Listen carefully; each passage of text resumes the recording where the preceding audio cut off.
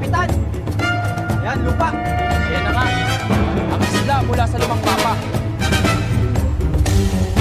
May nakatira ba dito? Malalaman natin yan. Naniniwala akong itinago ni Gold Roller ang One Piece dito.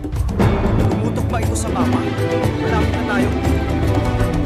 Totoo ang kayamanan ni Roger ng One Piece. Hindi lang kayo ang naghahangat ng kayamanan ni Roger. Kayo, kailangan yung umanak ng ito para dito.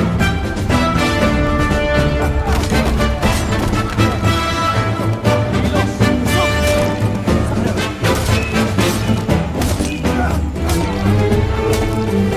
Huwag sila hayaang makalapit! Hindi ka karapat-dapat sa yaman ng hari ng mga pirata. Tatapusin na kita dito ngayon. Ako ang susunod na hari ng mga pirata!